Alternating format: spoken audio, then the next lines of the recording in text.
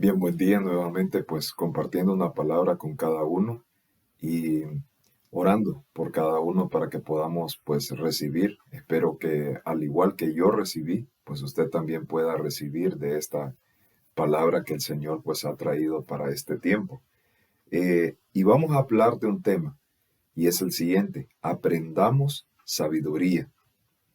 Ahora, ¿cuál es el concepto de la sabiduría? Me encantó este y quise traerlo para esta ocasión.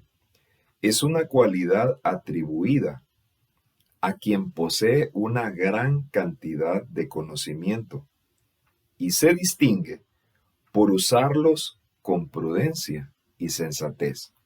Dos cosas. Lo primero es alguien que ha acumulado una gran cantidad de conocimiento. ¿Dónde podemos adquirir conocimiento? Sería su pregunta. Sencilla la respuesta: en su palabra. Ahí hay un tesoro de conocimiento como ninguno de nosotros tiene una idea. Porque, ¿sabe qué es lo interesante?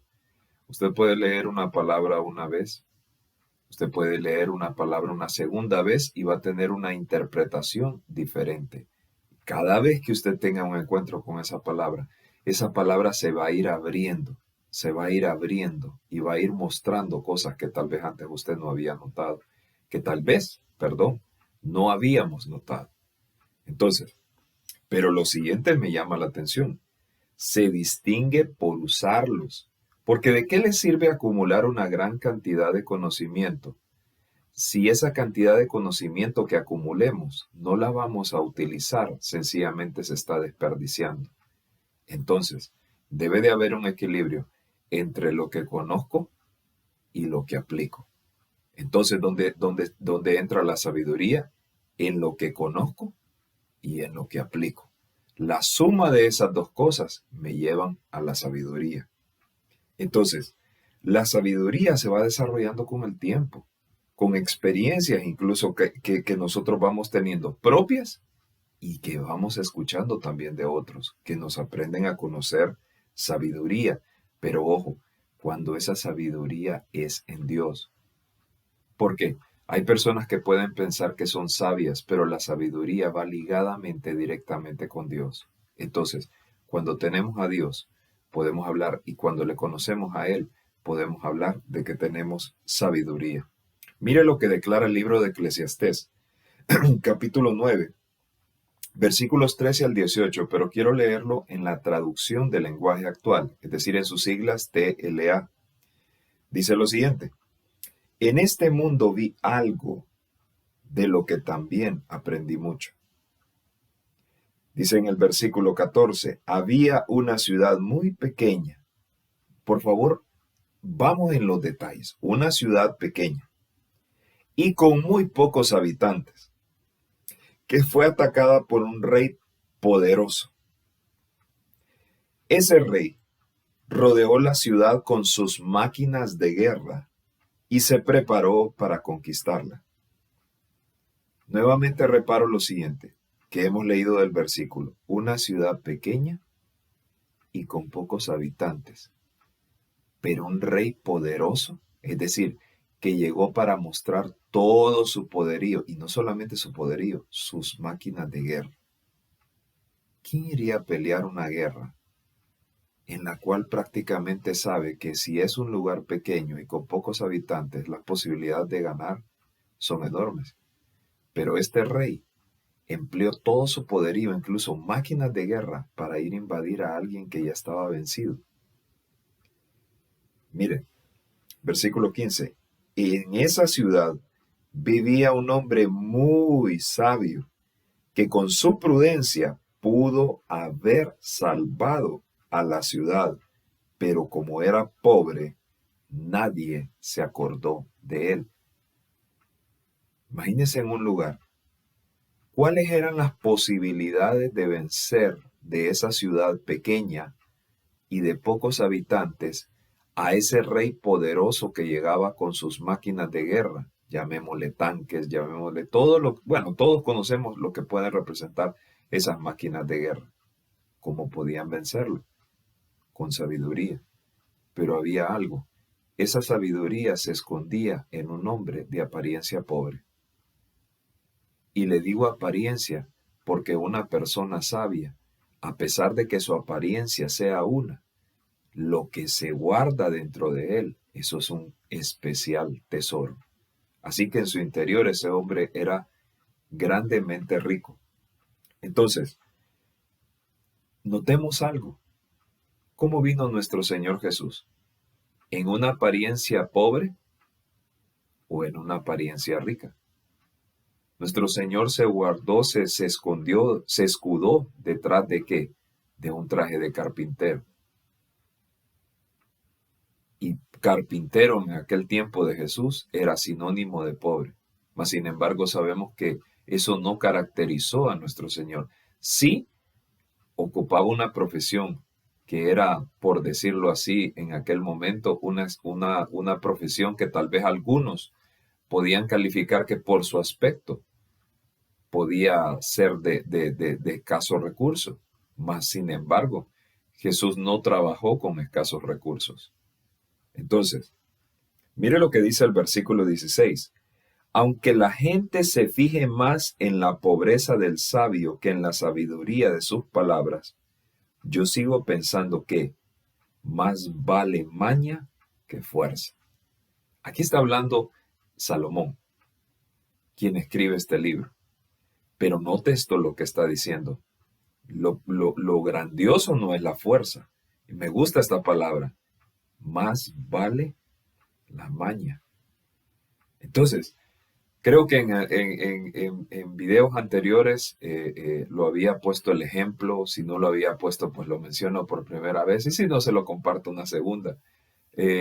Uno de mis primeros mentores, un ingeniero con el que estábamos construyendo precisamente una escuela en un lugar bastante retirado, nos tocó ir en una época de lluvia y lógicamente era una zona montañosa con un barro tremendo y cuando íbamos a lo largo del camino las llantas se estaban llenando de barro hasta un punto en el que el carro se atascó totalmente, lloviendo, en un lugar totalmente solitario, no había quien y yo lo único que pensé en aquel momento, bueno, de aquí que venga, qué sé yo, una yunta de bueyes o una gran cantidad de hombres, vamos a poder salir de este atolladero. Pero el ingeniero en ese momento me dijo, apliquemos el principio de la polea. Yo había entendido el principio de la polea por libros, pero no en la vida práctica. Así que ahí viene la maña. Él me dijo, atábamos una cuerda, lo atamos al mataburro de la camioneta.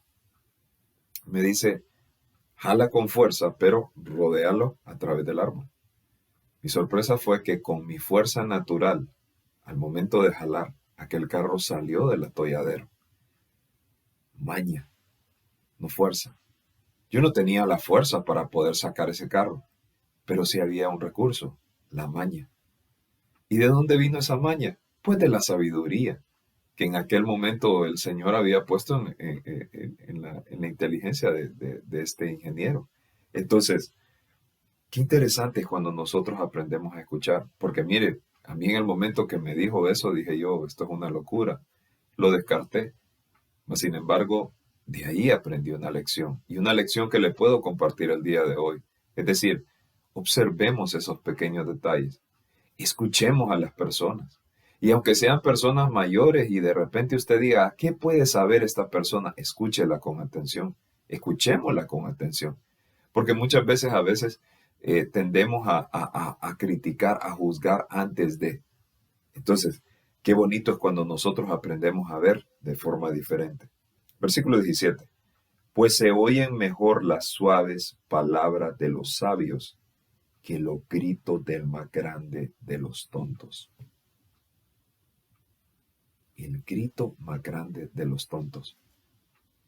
Cierta ocasión, en medio de un tráfico, un hombre sumamente molesto sacó un arma y se fue contra el carro de otra persona, un hombre que andaba con su familia. Y en medio de sus hijos que gritaban, lloraban y toda la cuestión, su padre se bajó, no para retar a ese hombre, sino para hablarle con palabras suaves y con autoridad, sin levantar la voz mientras aquel estaba gritando.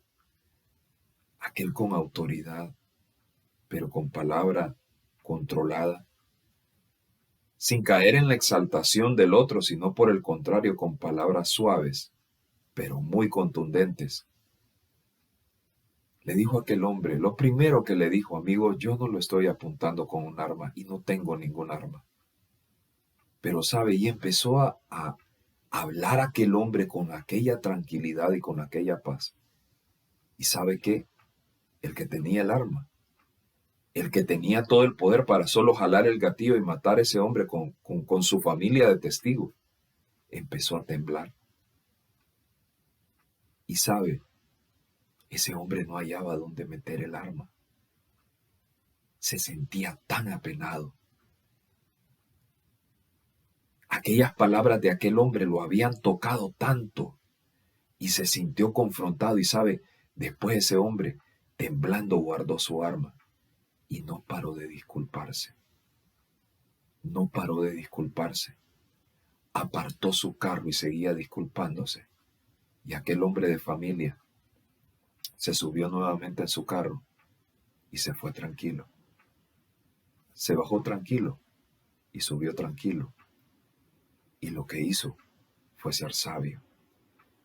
¿Qué hubiera pasado si ese hombre, tal vez sin arma, se hubiera bajado gritando?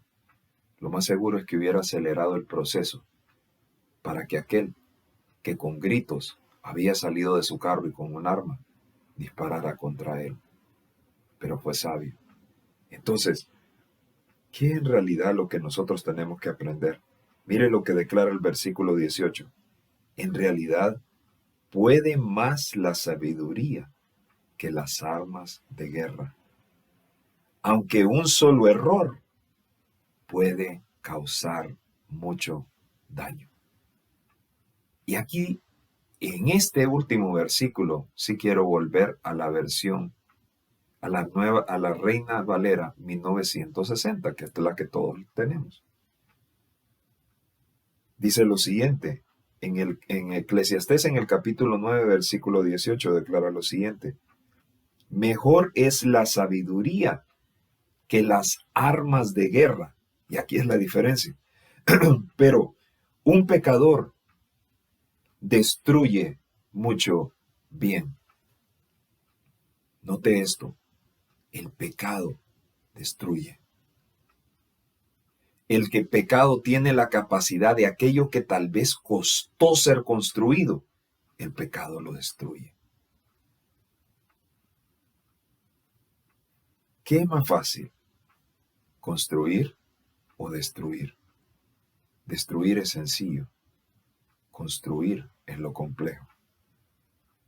Establecer vínculos, establecer relaciones, eso no es fácil. Es un tanto complejo, pero es maravilloso en el proceso en el cual se va construyendo. Pero, ¿cómo se destruye? Es más fácil que construir o romper. Sin duda que romper. Pero ¿cuáles son las consecuencias de romper? Es terminar con todo. Entonces, mire lo que declara. Note una cosa. El Señor habla. No es más valiosa la fuerza. Lo más valioso es la sabiduría. Y a veces la sabiduría tiende a parecer débil, tiende a parecer escasa, tiende a parecer pobre. Pero es la mejor. Mire lo que declara el libro de Mateo, capítulo 6, versículos 25 al 34. Declara lo siguiente. Por tanto os digo, no os afanéis por vuestra vida. ¿Qué habéis de comer o qué habéis de beber? Ni por vuestro cuerpo, ¿qué habéis de vestir? ¿No es la vida más que el alimento y el cuerpo más que el vestido? Mirad las aves del cielo, que no siembran, ni siegan, ni recogen en graneros, y vuestro Padre Celestial las alimenta.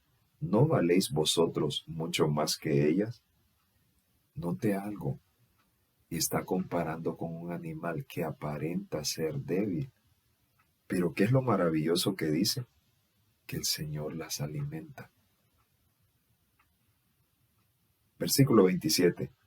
¿Y quién de vosotros podrá, por mucho que se afane, añadir a su estatura un codo?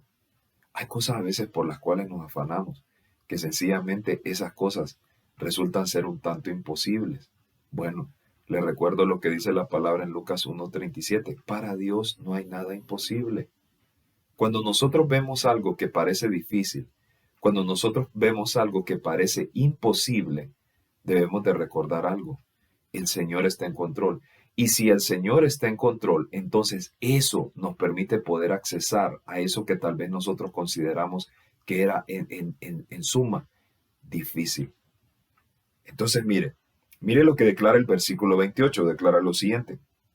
Y por el vestido, ¿por qué os afanáis? Considerad los lirios del campo, cómo crecen cómo crecen, no trabajan ni hilan. Nuevamente está comparando con algo que es sumamente débil. Y mire lo que dice el versículo 29. Pero os digo que ni aun Salomón, esto es lo interesante. ¿De quién empezamos hablando en el libro de Eclesiastés? Precisamente de algo que hablaba Salomón. El Señor pone un ejemplo, pero ahora viene y lo amarra precisamente con aquel que empezó hablando de algo que tenía que ver con la sabiduría. Y viene el Señor y lo compara. ¿Por qué? Porque la Biblia, esto es lo lindo, la Biblia está enlazada, todos esos libros están amarrados y cuando usted empieza a leer y a disfrutar de esa palabra, entonces ya ahí usted empieza a encontrarle sentido. Y aquí viene el Señor y lo trae de ejemplo y dice, pues os digo que ni aun Salomón con toda su gloria se vistió como uno de ellos. Ahora, aquí viene lo más interesante. Versículo 30. Y si la hierba del campo que hoy es y mañana se echa en el horno. Es decir, el Señor sabe que Él viste con hermosura aquello que tal vez va a durar muy poco. Qué lindo este ejemplo. O sea, el Señor viene y dice, eso que de repente se desecha con total facilidad y es más, es probable que no dure mucho, pero aún así el Señor se pule en sus colores, lo hace con excelencia, como lo hace también con nosotros. Versículo 31. No os afanéis pues diciendo qué comeremos o qué beberemos o qué vestiremos. En pocas palabras, no nos tenemos que cargar por eso.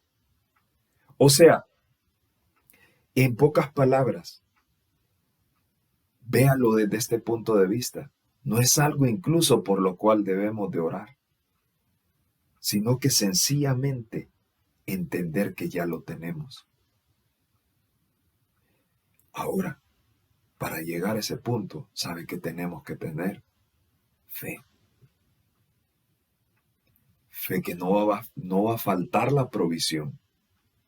Como sé podría tomarme el tiempo de este video para citarle cantidad de ejemplos de cómo Dios en medio de esta pandemia ha sido fiel con su pueblo.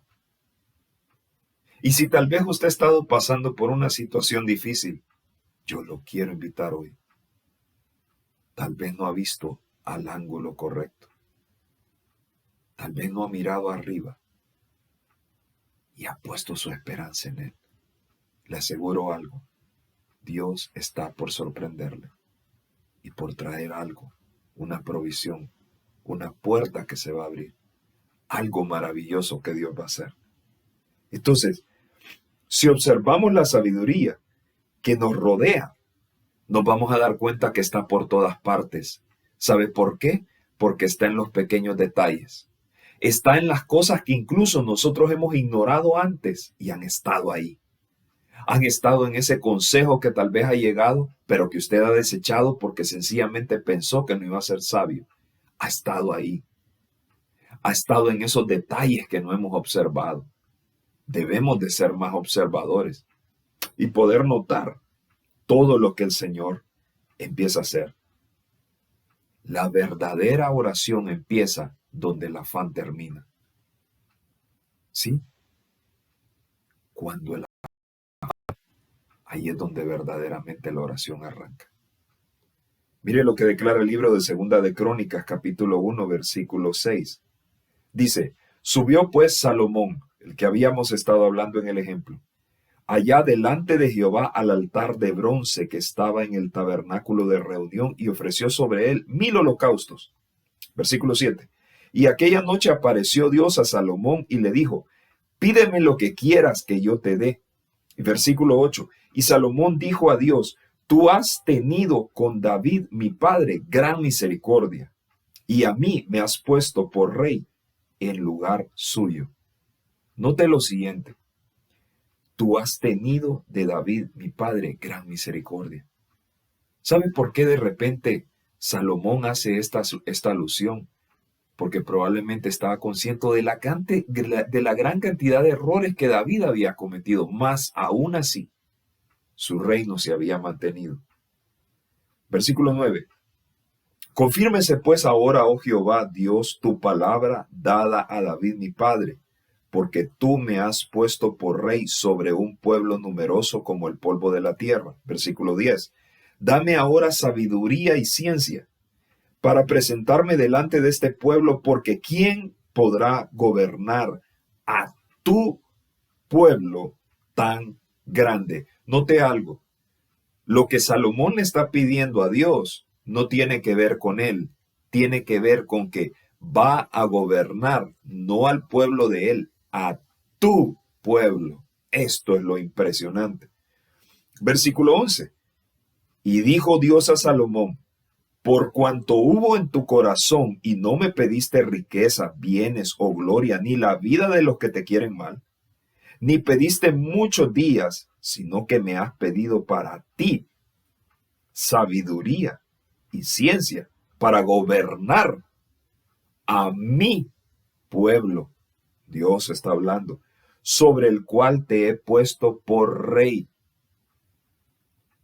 Versículo 12.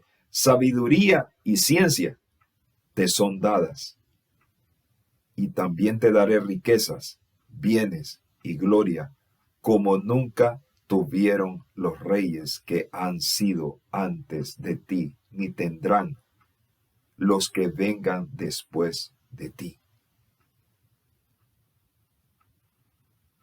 Y me imagino que surge una pregunta sobre la cual en este mismo pasaje hay una respuesta de parte de Dios.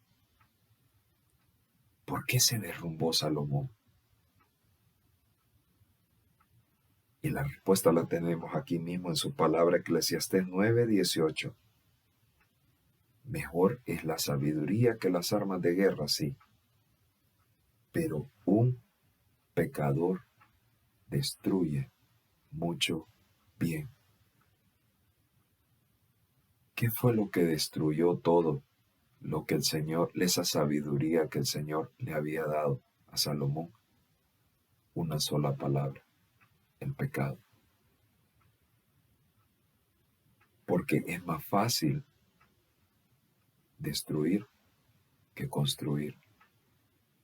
Y el pecado, esa es una de las propiedades que tiene precisamente: destruir. Entonces, la gran pregunta que nos tenemos que hacer, si queremos sabiduría, debemos de estar al lado de aquel que nos la da y apartarnos de aquellas cosas que precisamente nos van a alejar de su presencia. Entonces, entendiendo este principio, entendiendo lo que el Señor quiere hacer en este momento, nosotros tenemos que partir de un punto, y es el siguiente: entender lo que Dios quiere hacer en este momento en nuestra vida. Y surge una pregunta, y esta es la respuesta que nosotros tenemos que entender.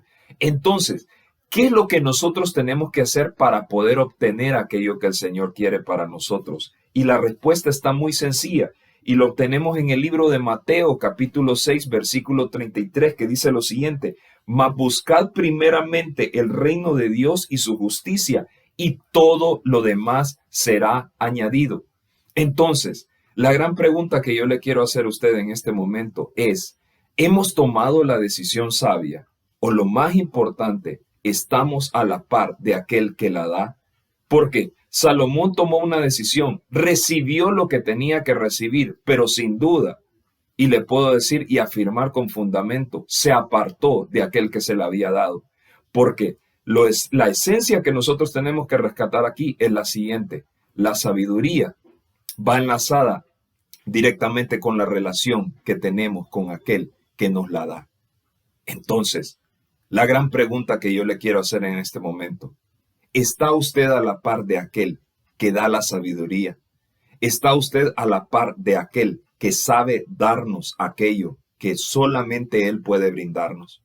Entonces, si su respuesta es no, si su respuesta tal vez es lo he estado pensando, pero no sé qué hacer, el problema es que si no estamos en el camino de Él, estamos en el camino de destrucción. Y lejos de estar construyendo, estamos destruyendo. Y la gran pregunta que nos tenemos que hacer es esta: ¿qué queremos? ¿Construir o destruir? Yo quiero construir. Y estoy seguro que a lo largo de este mensaje, usted está recibiendo una palabra. Y la palabra que usted está recibiendo es la siguiente: yo debo de construir.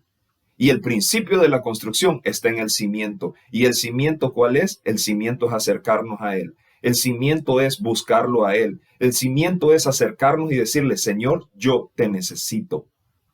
Y si usted ha tomado esa decisión, y si usted en este momento dice, verdaderamente yo necesito de Él, yo quiero que por favor repita una oración conmigo y abra sus labios, porque dice la palabra en Romanos que cuando confesamos con nuestra boca que Jesucristo es nuestro Señor y Salvador, ahí verdaderamente somos salvos. Y repita conmigo: Padre, yo reconozco que soy un pecador. Y sé, Señor, que ese pecado ha venido con el objetivo de destruir. Pero hoy yo tomo la decisión de construir. Y empiezo por tomar la decisión más sabia: reconocer que Jesucristo murió en la cruz por mis pecados. Pero también reconocer que 3 días después tú lo resucitaste. Y que en esa resurrección yo obtengo la vida que viene de ti. Señor Jesús, yo te pido y abro mi corazón para que entres en él, mores en él. Señor, yo te pido que a partir de este momento tú transformes mi vida para bien. Que toda destrucción que yo haya dejado en mi vida hoy es apartada, quitada. Y a partir de este momento yo empiezo a construir algo totalmente nuevo en ti. Yo me declaro libre, yo me declaro sano, yo me declaro salvo. Yo declaro que recibo de tu gracia por tu inmenso y gran amor.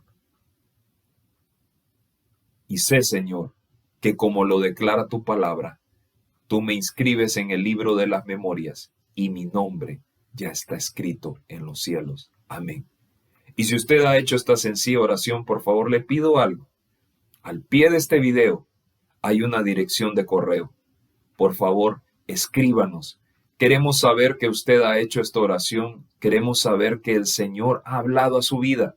Y si tal vez usted no tiene un lugar donde congregarse, créame, vamos a buscarle un lugar. Si usted está fuera de las fronteras de Honduras, vamos a buscarle un lugar que va a ser de bendición, de edificación, para que usted, este cimiento que acaba de levantar, usted lo continúe levantando, edificando, construyendo, estableciendo vínculos y relaciones correctas, tal y como el Señor nos lo manda.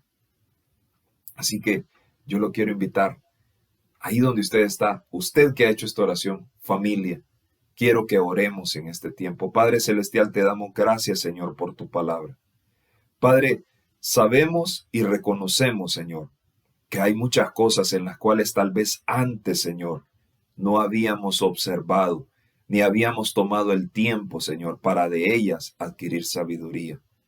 Probablemente habíamos desechado palabras y consejos, Señor, que habían venido directamente de tu boca, Señor, y por fijarnos en la apariencia o por el levantar juicios que eran incorrectos, Señor, no recibimos aquello que tú habías levantado, Señor, para este momento.